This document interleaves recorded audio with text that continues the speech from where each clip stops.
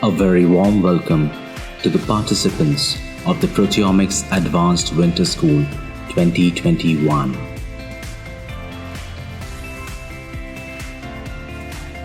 Presented by Proteomics Lab, Indian Institute of Technology, Bombay. Day 2, Sample Preparation and Gel-Based Proteomics. Lecture 4, 2D Difference Gel Electrophoresis. I will talk briefly about the data analysis aspect of conventional 2D electrophoresis. Some of the issues which we face while doing the 2D electrophoretic based workflow, and why there is need for using the 2D dye. And then of course I'll talk about 2D dye technique. So, as you have seen in the previous lecture and previous session, that after doing a lot of hard work from rehydration and IEF, followed by SDS page, then looking at the staining techniques, finally you want to get a beautiful image like this, which shows that, a lot of spots are on the gel. They're well resolved on the throughout the gel of, different regions. So you have good representation here from the low and the high molecular weight proteins. You also have on different PI values, the proteins are there. So you want to actually achieve something like this. Then you can do more of the samples and do the quantitative comparison as well. But many times, that is becomes quite tedious. And especially if you're thinking about quantitative proteomic comparison, how your control gels versus test gels are to be compared, you have to pay attention to the image analysis problem. And that's where you can't do it manually, which was earlier thought of to do analysis like this, to take printouts and compare the spots. But then, as I showed in the lab demo, that you need the good scanners which can, resolve these gels and scan the images with the high DPI values, so that you have high resolution gel images which can be used for the comparisons. There are different softwares which are currently available and being used for analyzing the 2D gel data sets. Given the short time, we may not be able to go through all of them, but I'm leaving the information on my PPT. Please do try out some of these which are also open access, and some are commercial softwares. So differential protein expression analysis, as is the goal most of the time of the biological scientists or clinical scientists who are working in this area, that how to compare your control versus disease samples. So we are comparing, let's say, two conditions, condition A and condition B. You have extracted the protein like what we discussed today, and now you got some good protein yield from the SDS page pattern and the quantification. And now you are selected, which type of IPG strip I'm going to use for my experiment. You're going to use the, let's say, 4 to 7 pH range, and a good length, 18 centimeter long length of IPG strip. You rehydrate the protein over there, then proceed for the equilibration step, which involves reduction alkylation. Proceed for the second dimension, stain the images, and now you got two images, one for the condition A and other for the condition B. Now you can compare those images with the image processing software, and then look for which of these spots are showing differential expression, and those spots can be taken forward for the excising from the gel and identifying from the mass spectrometer. So finally, this is what something which you are going to use it. So like this is one of the figure from our previous paper when we compared healthy individual versus falciparum malaria patients, and all the D are showing the down regulation, all the U are showing the up regulation. So after a lot of analysis, then you look for which protein spots are showing up regulation and which are down regulation from these kind of gel images, which is stained with Kumasi in this case. Once you know that these are how many are differentially expressed and significant proteins, then you are going to excise the spots, and you can do it manually, or you can also do in the robotic manner if you have a robotic spot picker. This is more important when you are looking at the whole protein map of, let's say, a new organism which you are trying to characterize for the proteome, and you have identified a new bacteria or a new pathogen, and you want to look for all the proteins of that organism. Then you can use the robotic spot picker so that it can pick up all the spots from that gel. But if you are looking at only selected spot which is differentially expressed spots, then you need not to go all with robotic spot picker, and you can also go with the manual sterile scalpel, excise the spot and use that for the further in-gel digestion or subsequent mass spec analysis. So very briefly about the image analysis part, which, as I said, in the 2D electrophoresis based workflow, this is the most cumbersome part because you have so many tiny spots on the gel. If you can see, several hundreds spots are on the gel, and now you are going to compare each spot intensity across all the conditions, right? So here we have shown you here the actual one of the software image master 2D platinum software, and three control images, three treatment images of the gels are shown here. And I'm just going to walk you through the next steps which are required for analyzing this data. So first you make the match set, that what is the project name and what is the match set, which is in this case only 6 gels. But most of the time when you talk about human samples and clinical sample, you will have very large match set with the 25 control, 25 treatment, or much larger number as well. So first of all, you want to know that which are the spots present in your given gel. So you are going to play with a couple of parameters which software defines here for the smoothness, minimum area of the spot, and saliency of the spot. You play with those, and then you can see there are too many red spots you have seen on the gel here. Now, everything is not real because many of these spots are actually also artifact, which are on the region where there is no spot actually there. And what software is trying to do while scanning the image on the scanner, you can't avoid actually two things. One is you're going to use the gloves, and there will be some dust particle which will come from the gel, on the gel from your gloves. And there might be some dust particle already on the scanner bed as well. You should clean them and wipe them as much as possible. Second thing is the stains, the staining particle.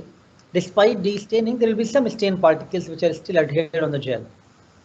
So these two are the major, the artifact, the kind of small spots which will not look like the real spot, but those are the something which software may think it is a spot. Yesterday, Dr. Sudarshan had asked one question that what is the third dimension, what you see in the 3D view of the image of the spot, and that's where looking at the 3-dimension images becomes very powerful. In addition to looking at molecular weight and PI, now what we are interested in, we are looking into the image quantification. We are interested into how proteins are differentially expressed.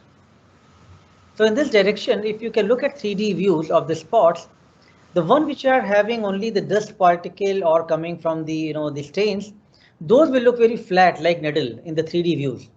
And the one which is your protein spot, they will look like a pyramid. So you can right away, when you look at 3-dimensional views, you can make it out, is that coming something real from the your protein, or is that a staining artifact or the dust particle? So that's where looking at 3D views becomes very important. Now what I have showed here is a couple of orange circles on the gel, which is you can see in all the 6 gel which we have placed. Now these are known as landmarks. So because the gels are, you want to compare them across with the same spot so that they are matching well.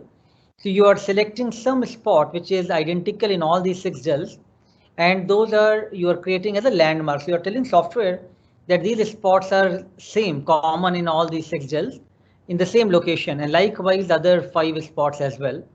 So you want to choose the landmarks from different region of the gel and the spot which are very distinct, and those which are you can easily pick them and show them on all the gels. This will help software backend to try and align itself for all the images to compare itself. Now, as I showed in the previous slide, again I'm coming here, that you are looking at the smoothness of the spot, minimum area of the spot, saliency feature. Now, these are some parameters which you need to play with it, because what I just showed you are too many red spots which software is finding, which is like an artifact. So you need to now change. Look, minimum area has to be increased slightly. The smoothness you have to increase slightly so that the software can play with it, and now you can see whether the red spots have reduced, and now are they the real spots which you are able to pick up. And then landmarking is going to help them to orient all the gels into the same orientation, right? So after doing these part, this iterative exercise, you have to do a couple of rounds of making the good match sets, making the good landmarks, going back, playing with the saliency parameters. And when you think that now you have done it, a decent job to it, then your matching of the spots has to be performed. And after matching is done, then software is going to show you these blue lines, blue arrows, which is known as vectors. It means all these spots have been mapped on all the gels, and software is giving you a specific ID for each of these spots, which is going to be common for that spot across all the gels. So now once you have done this, of course, this one you have to do much more thoroughly and meticulously. So for doing that, you will have to go zoom into each region, take a small region, zoom into that region and look at now 50 spots at the same time. And today you are tired, now tomorrow morning again you come back and look for another 50 spots. You may miss out your orientation again, and so this is very cumbersome part, because think about if you got 2,000 spot on a gel and you got 50 gels to compare, you're really going to start dreaming about the spots. Most of the time when we used to do a lot of 2D analysis, in the night, only thing which you will see is all over, like galaxy and all the 2D spots. So this is quite cumbersome, and that is one of the major challenge of also using the 2D data for your projects. Nevertheless, once you have done the exercise of analyzing it well, software can now provide you a lot of quantitative values, that what is the different parameters it is going to show you, from which now you are going to pick up which spots are going to be significant from your control versus test condition. And that's what we were talking yesterday about the 3D views. And as I said, if you're looking at a real spot which looks something like this, but if you had an artifact that will look like a sharp needle, so that's how you can differentiate those. But also while looking at 3D views, now you're very happy and confident about this case that, okay, now my control versus disease or test condition is showing me uniform pattern. And if I'm looking at now those values for the different parameters of their intensity and standard deviation, then I'm quite happy that this spot is something really meaningful biologically, and I want to know what this protein is. So till then, you have no idea what this protein is, and you don't want to know that, until unless you are finding it quite significant from a statistical point of view. But then the major challenge comes that you have now identified this as a potential protein biomarker, which is looking pretty nice. You are going back to this gel and you are trying to cut that spot, and you are trying to do in-gel digestion from that spot, and you do a mass spec analysis, and mass spec shows there is no peptide. Like, you are not able to identify that protein. Now, the possible reason could be that you may not have been so good in doing the peptide processing part of doing the zip tipping and cleaning of the peptide, and you might have lost so much peptide. Or it may also be the case that your staining reagent which you have used, like silver or something else, is very sensitive, and you are seeing a very intense spot, but actually the peptide quantity is very minimal in that spot, or the protein concentration is very low on that region. So therefore you can't now get sufficient peptide out of that gel to get you sufficient peptide for the mass spec analysis. So most of the time, in fact, I would say 30-40% time, you will be disappointed that you can't identify the protein despite it looks so neat and so beautiful from looking at the image analysis point of view, but you do not know that what that protein is, because you can't do a good mass spec data for those peptides. This just shows another way that when you do a lot of these analysis, softwares are pretty good. They can give you this kind of the volcano plot and scatter plot analysis, that some of the spots are showing higher fold change. Most of them biologically should not show you much change, and those are all in this region. So there are many things which we do in proteomics, and of course it requires a lot of hard work. But most of the time things don't work so easily, right? When you are in the field of optimizing, things don't work out so easily. And 2D gels is one of those. When in the beginning, every lab, every hand, every individual faces problem, and those problems have to be overcome intellectually. That you have to go systematically, as I talked to you in the previous lecture about IEF settings. You look into systematically whether you have followed all the parameters, whether your IEF has gone well, it has followed the voltage trajectory which you wanted to achieve. And if that is the case, it means your first dimension had gone quite well, and now you are going to look for the second dimension separation and staining the images, right? After staining the gel, sometimes you will not get very good 2D gel image. And I'm just acknowledging GE Healthcare, or now known as Cytiva, where they have shared me a lot of these images which were obtained from the actual users who had faced the problem of doing 2D, and they had all kind of issues of the on the gels. And major issues which users sometimes find which looks like, you know, you will not even think about that, our variety of reagents, different type of chemicals can be a good culprit. For example, the urea which you are using is quite old and impure. And if you're heating the urea, it is going to show you carbamylation part, and that is one of the phenomenon here known as carbamylation trains. Now also think about, you know, other reagents which you use in the lab, and everything which goes into the buffer or making the gels could be actually culprit. If you have not used those, you know, good quality reagent and very recent stocks, even they may result into the problems. And as I go along, you will see some of those issues. Yesterday, I talked to you about sample preparation. One of the powerful strategy is to use TC acetone precipitation. Now, after doing precipitation with TCA, with trichloroacetic acid, when you are precipitating the pellet, that pellet you want to wash off with the acetone with the DDT. And ideally, what is good practice here, you take a tweezer and just poke the pellet, you know, otherwise the pellet becomes very solid. If you are just very gentle with the vortexing, it may not work out. So practical tip here is, you know, just, you know, add the acetone with DDT, take the, you know, sterile scalpel, and just, you know, go and tweak your, you know, the pellet, make sure that it becomes powdered kind of stuff. And then you again vortex couple of round, try to keep the things in the ice in between. And then now you will see like everything is turbid, and now you centrifuge that and throw out the TCA from that and the acetone solution. And again, you do this thing 3-4 times till you find really powdery type of pellet. Otherwise, TCA is going to be along with your protein pellet. And while you have done some superficial washes and you feel happy about it because you followed the SOP that 3 times it has to be acetone wash, but that's not a practical aspect. You have to remove the TCA from the pellet. If you don't do that, what you see here is the precipitation because of the TCA which is coming on the 2D gel, and that's not because of the actual problems of the your technique.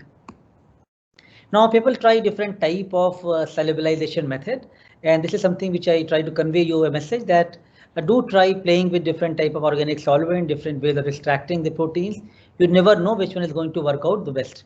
This is one of those ways somebody had tried taking the plant proteins and solubilizing them without precipitation, with methanol or with TC acetone, and you can see the same sample is showing very 3 different type of patterns, and this one probably seems the best, not the real good one, but at least, you know, but best among these 3.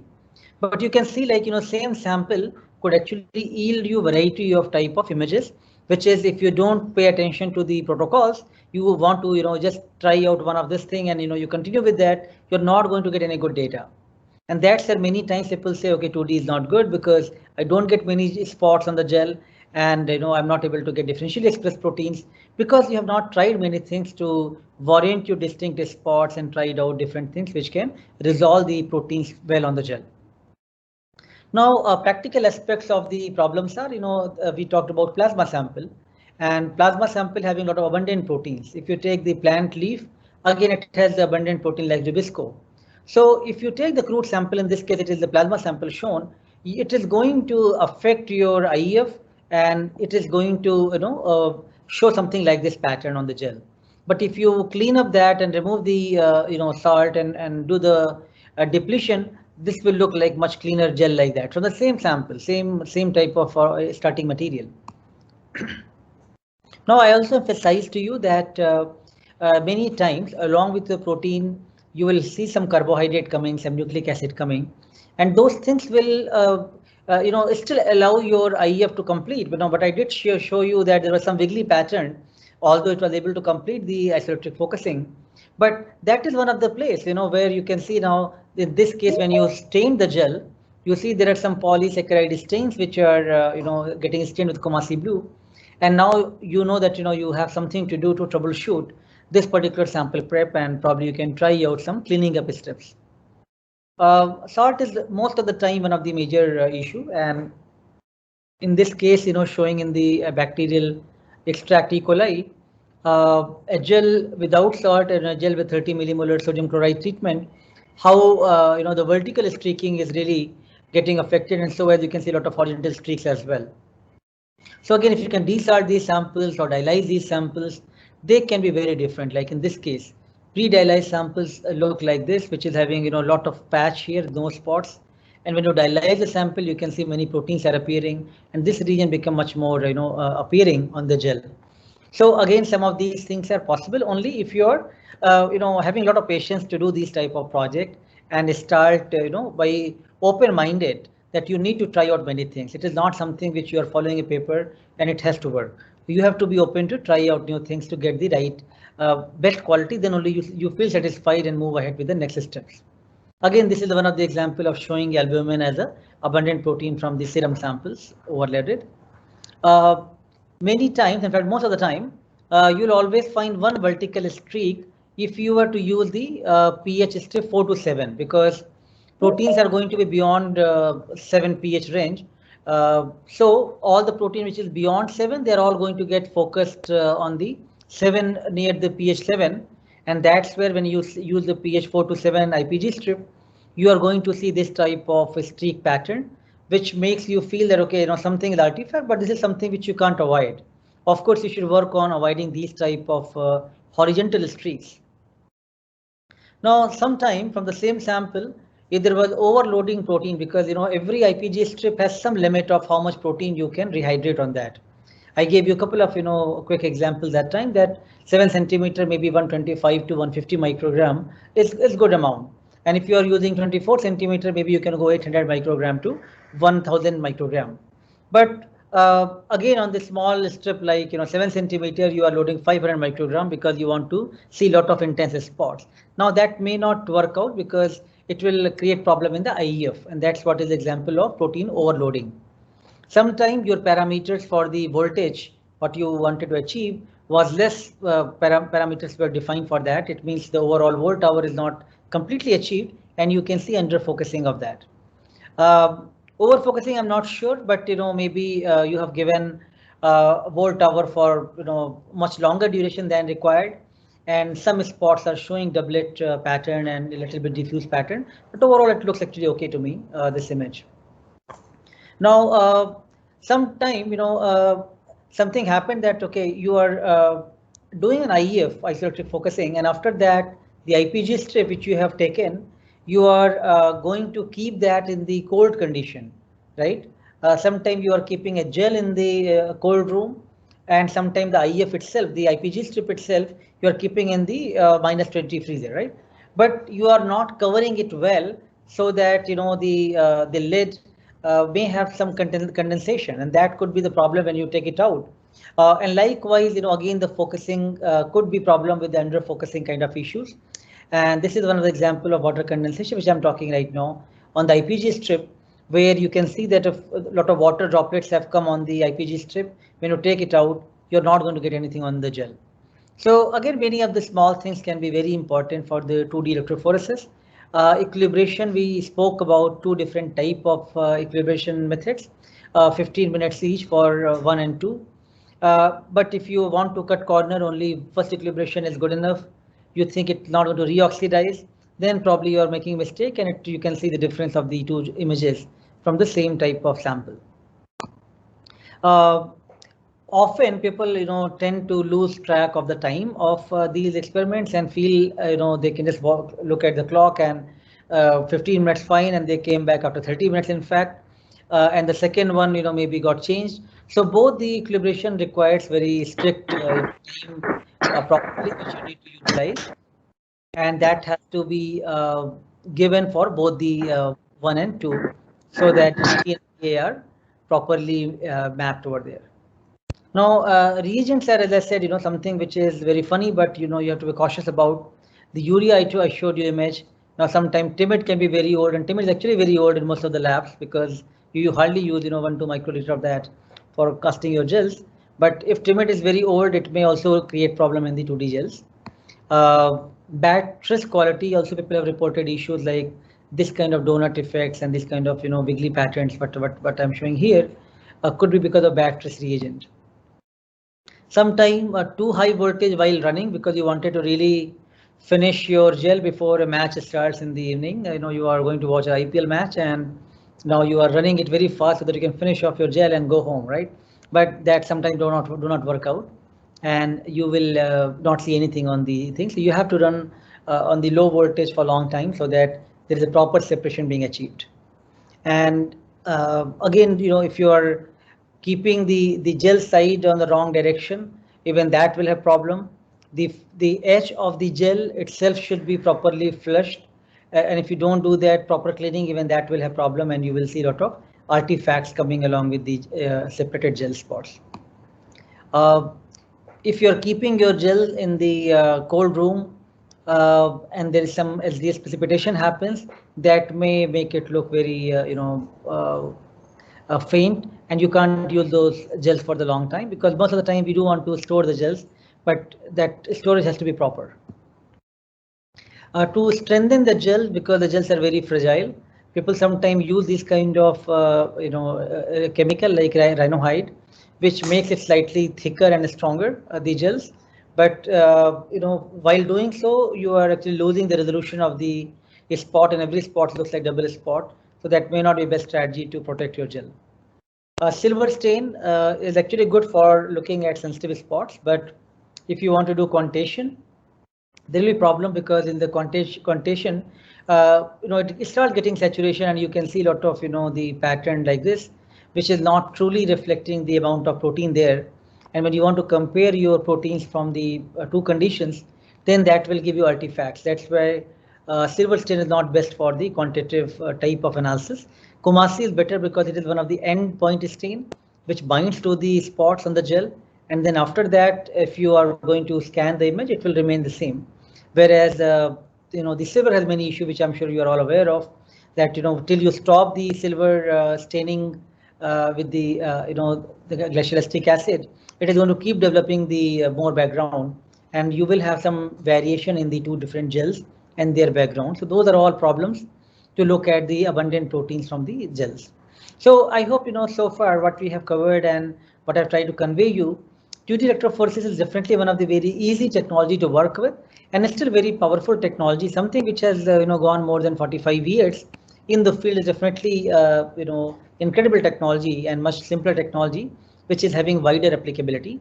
And different type of image pattern I have shown you here, from the Coomassie gels to the silver stain gels. And one of this is a very beautiful fluorescent image, which is from the Sai dyes image, which I'm going to talk shortly. But just to summarize, it is possible to do good 2D gel based work, but it requires a lot of patience and good science both. So it is like a good art with a mix of science, right? If you are creative and you can do that, I think you can still do good proteomics with the 2D gels.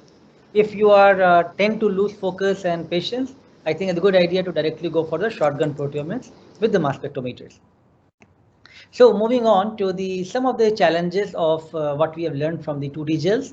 Can we apply that on the different technology for making it more quantitative, and that is known as two-dimensional difference in gel electrophoresis, or 2D dyes.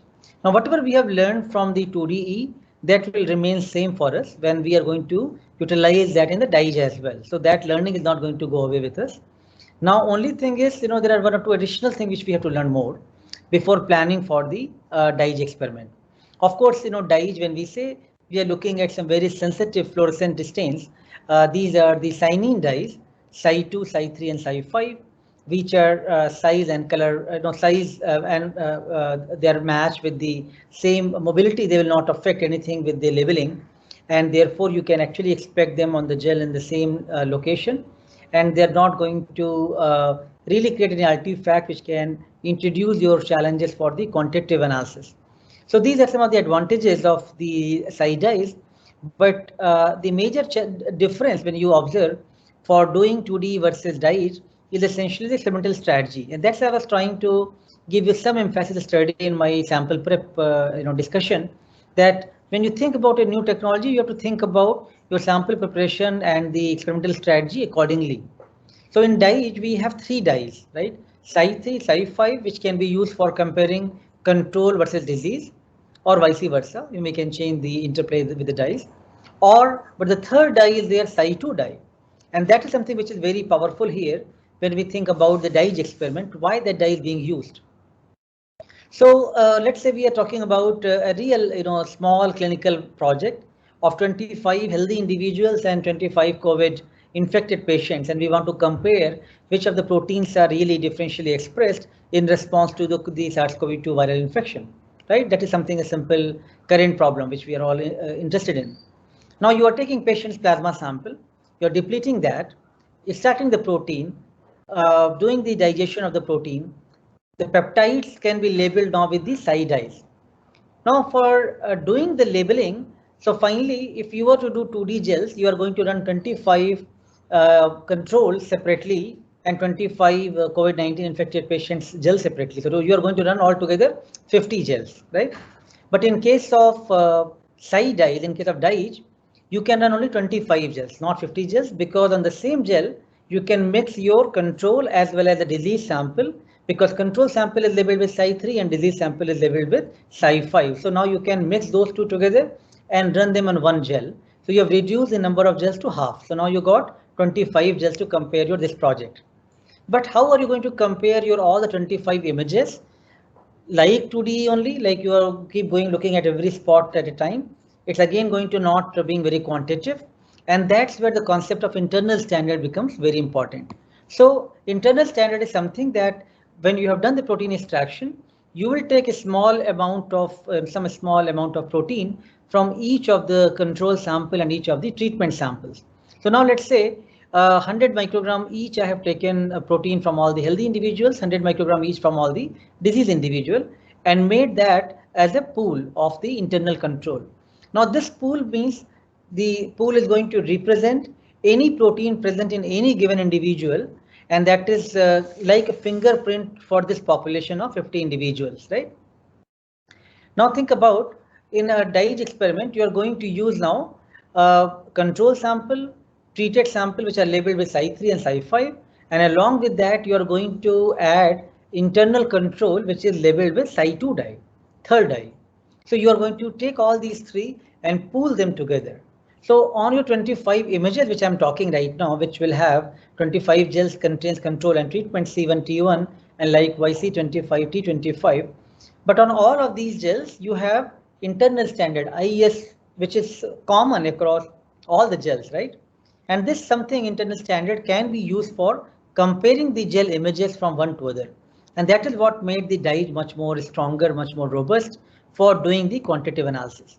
Second thing is when I'm saying that, okay, your control is labeled with Psi3 and COVID-19 patient sample with Psi5, that is not the correct statement. Ideally, some samples of control should be labeled with Psi3, some sample of control should be labeled with Psi5, and likewise, some COVID patient samples should be labeled with Psi3, some should be labeled with Psi5. This is known as dye swapping, so that there is no bias of dyes. Although we are saying this is, size and charge match, not going to create problem, but to avoid any artifacts, it's good idea, good practice to try to do the randomization of the samples and do the dye swapping so that you have no bias for the dyes. So now, once you have thought about this experiment, experimental strategy, the plan for doing DIGE, the rest of the steps are going to be same. So you are just adding one extra step of protein labeling with the Psi dyes and making the internal standard. The rest of the things remain exactly same. So I'm going to go very fast on this now because we have already learned many of these things. The only thing which we are learning new right now is how to make the internal standard, and that is something which we are making a pool from sample 1 and sample 2 together and creating the internal standard which we are labeling with Psi2 dye, and that is going to be added in all our samples, 25 condition to be compared in this case. So ideally for any typical 2D DIGE experiment, you are first labeling your control and disease sample with different dyes of Psi3 or Psi5 with the dye swapping type of phenomenon to be incorporated, and then internal standard sample, which is common samples used same across all the conditions. Now think about when you were thinking about how much protein I need from my control samples as well as my disease individual, so that I can do a good experiment for the 2D and DIGE, right? So you have to now think about whether if I have got 200 microgram protein from each sample, is that sufficient? So now, you have to think about a couple of considerations here, and please pay attention to this part if you're really keen into trying out some of these things in your own lab.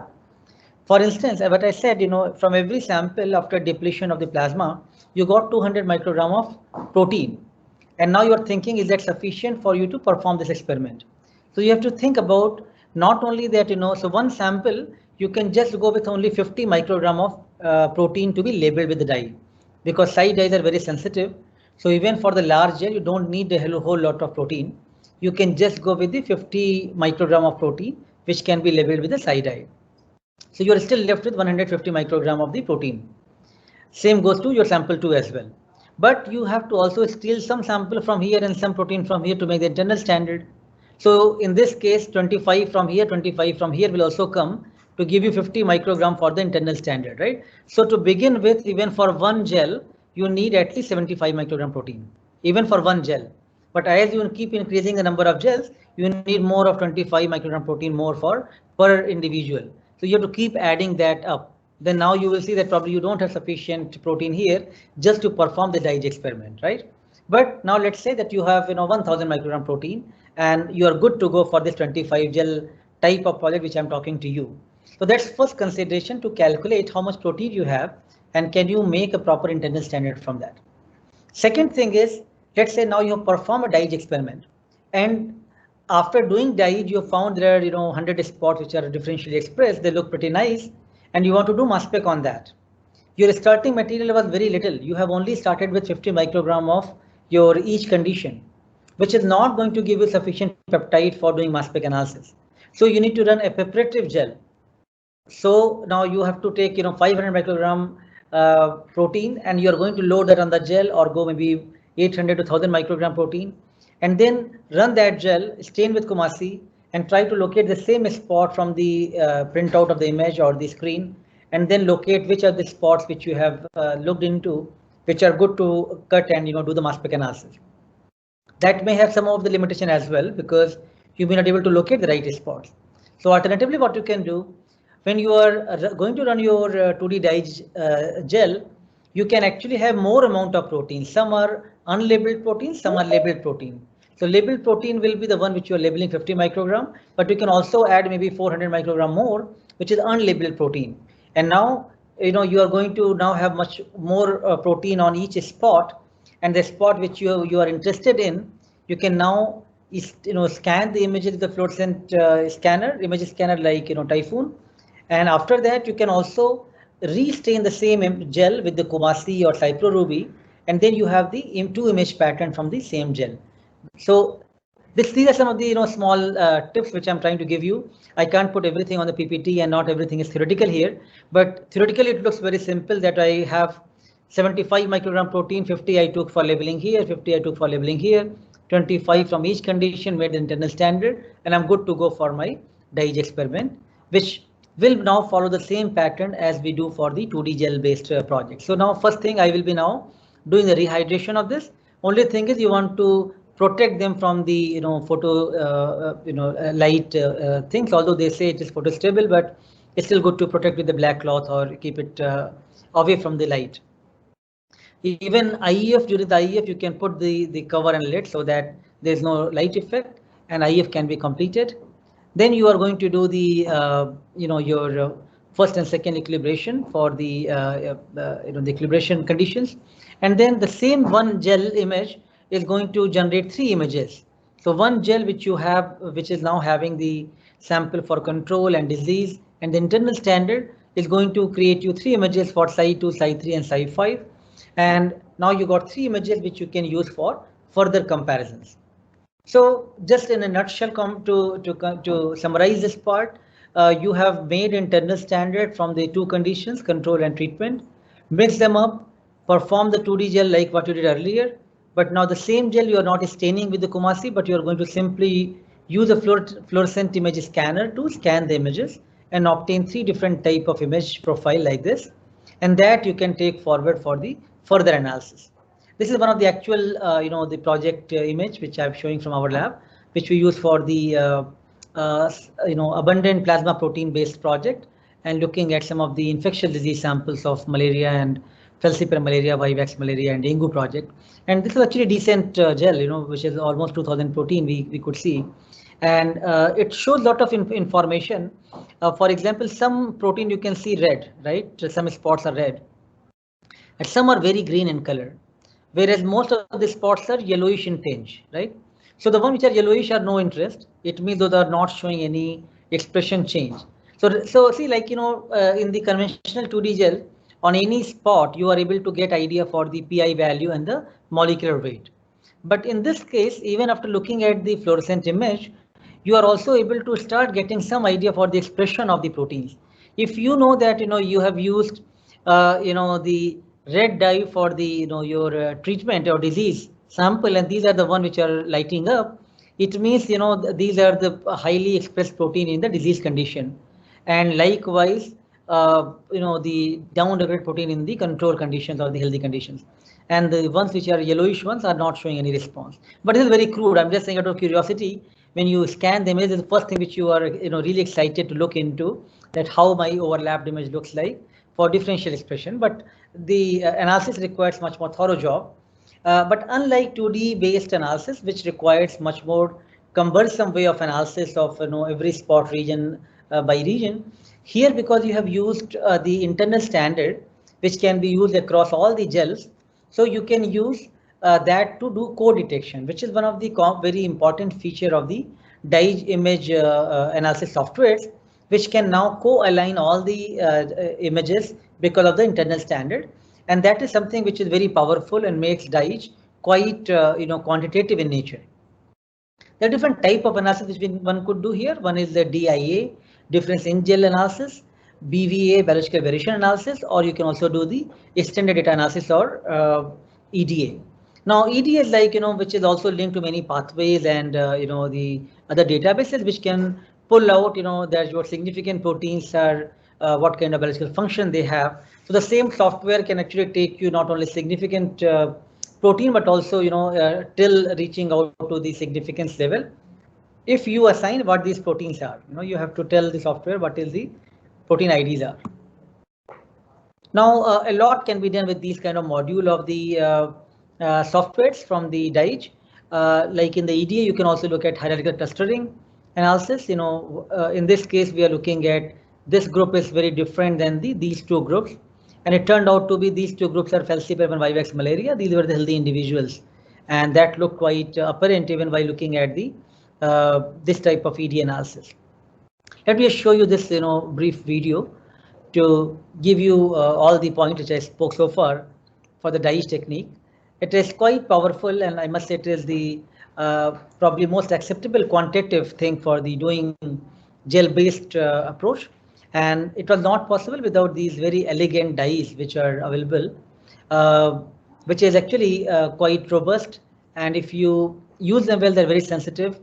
With a minimal amount of protein, you can label your sample with around 50 microgram protein. And you should be planning the experiment in such a way that you have the no bias of the labeling. Some controls are labeled with Cy5, some controls are labeled with Cy3, and vice versa. You have some disease sample with Cy5, some are with the Cy3. And then you are making an internal standard pool from all the sample, which is you're going to label with the Cy2 dye. Take all the three samples now, mix them together, and that is now a common sample which can be used for rehydration on the IPG strip. Remaining steps are going to be same, except that you have to be sensitive for avoiding the light as much as keep in the dark.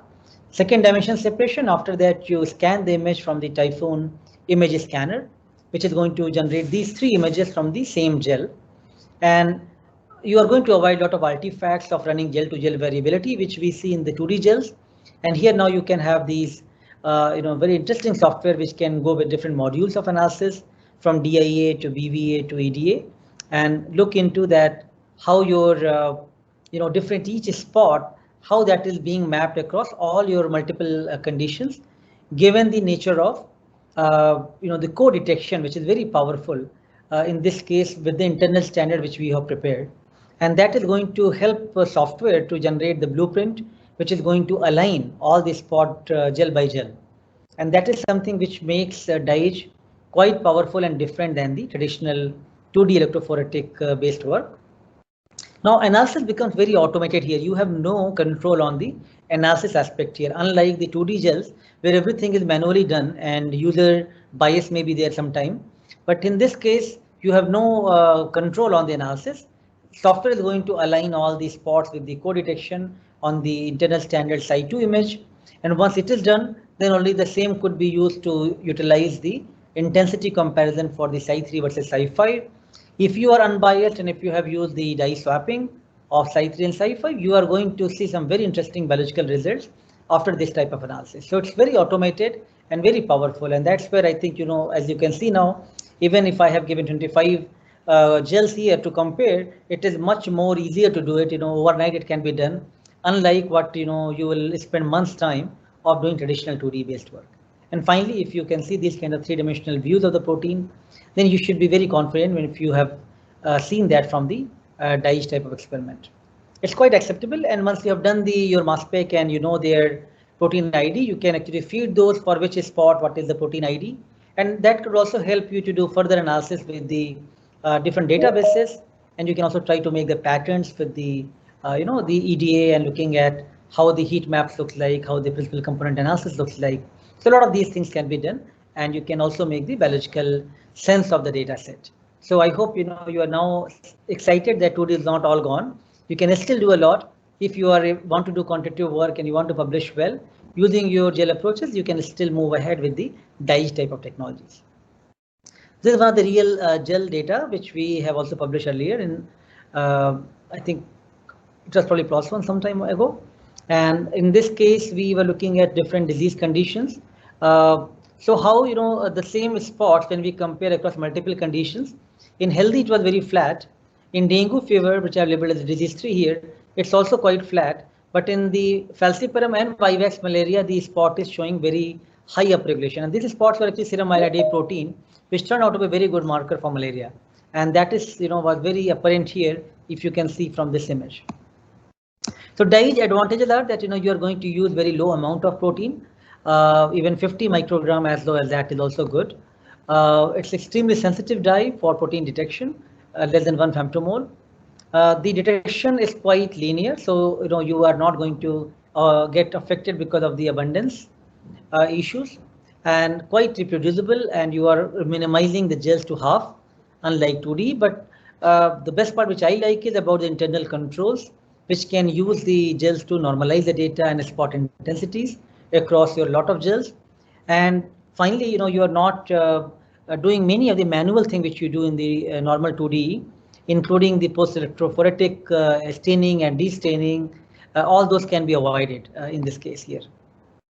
Data analysis is very automated, so you have no user control and therefore no user bias of data analysis as well. Of course, one could say that, okay, I want to still compare 25 control 25 COVID-19 patient samples, so I have to run 25 gels, and of course there is no way around. You have to run 25 gels, and they have to come good to do this type of analysis. So still large number of gels and pair-wise comparisons has to be performed until unless we start getting more and more newer dyes, which you can do more multiplexing. You have to run that many gels. One of the major problem in this is you see a lot of times very interesting, three-dimensional views of the spots, but those may not be so good for excising the spot to do the mass spec analysis, and you do not have sufficient peptide from that particular region of the gel. And that is something which creates a problem many times, and that's why I suggested you a couple of ways around that. You can also load some of the unlabeled protein along with that, and then restain that, gel after doing the scanning with the SciDyes with the Typhoon imager. You can also rescan that after doing the staining with the CyproRuby or Kumasi, and then look into the common patterns. But some of these things are issue, and if you don't use the low fluorescence plates, you will have problem with the scanning the images as well. So if you let's conclude this part. If we are looking at the broad picture of the gel-based proteomics, I think many scientists in the world are still using it, still very popular in many places. Although mass spectrometry, shotgun proteomics has become very much easier way to move forward, but there are many limitations, like the dynamic range of the proteins, and what you can several applications which you can perform from the gels. Sometimes everything is not possible from the mass spec based approaches. So you have to also look into the how to make the internal standard and all these issues to be avoided. But nevertheless, I feel DIGE can be very powerful if you are thoughtful about experimental design, and if you can overcome some of these challenges, then you can still do the quantitative analysis using gels in much more automated manner, in much more high throughput manner. That I hope gives you some idea for this field of gel-based proteomics and how it has evolved. But as we are going to move forward, we will be talking more in the tomorrow's module, that after this, the spots have been identified of interest, how to excise these spots, do the in-gel digestion, and then perform the mass spectrometry analysis to identify those proteins of interest. But other way around is that you can always take the same protein extract which looks good on the gel and directly now perform the in solution digestion and then do the shotgun proteomics and try to identify all the proteins from that thing directly from the mass spectrometer.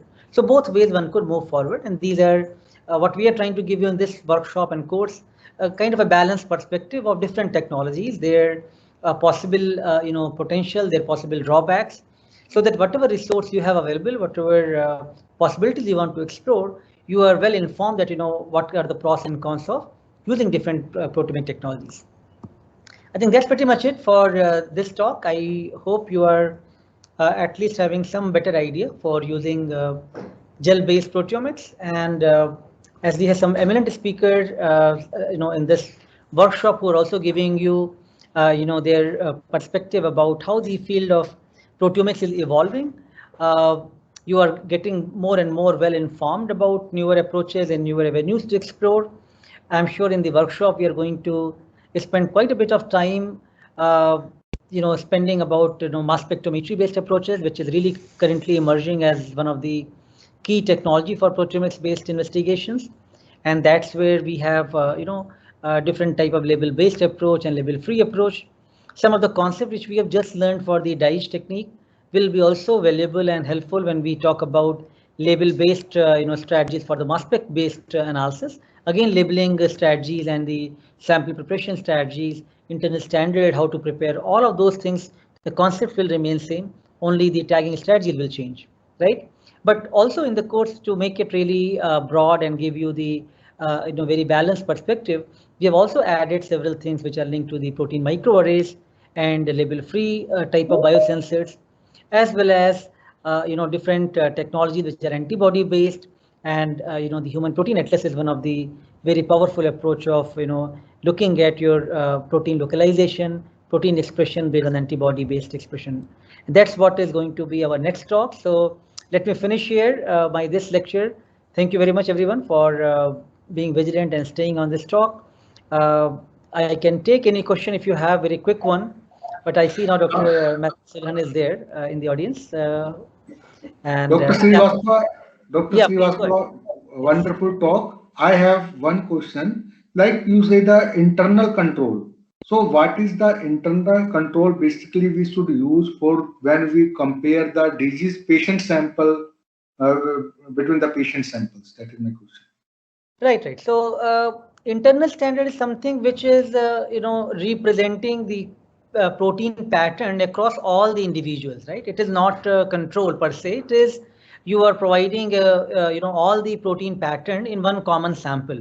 So if you are comparing two diseases per se, let's say we compared malaria with dengue fever, both are disease of febrile infection, and we want to compare that what is the response from the dengue virus versus the falciparum plasmodium infection. So both of them are in that case disease, but when we are going to do DIGE experiment or iTrack experiment, we should take some small amount of protein from all of these samples, and then make a small pool of that, which is going to create an internal standard for the whole experiment. Internal standard is only going to guide us that what is the reproducibility of our experiment across all the conditions, how to compare your different gel images for the co-detection of the spots, or when you are looking at your mass spec based data set, you are going to run the same internal standard sample multiple times, and you want to compare their intensities across the label-free quantification experiments. So internal standards are something which is going to really be helpful for you to do normalization of the data set. It is not a control per se, right? Okay, sir. Thank you. All right, great. All right, everybody.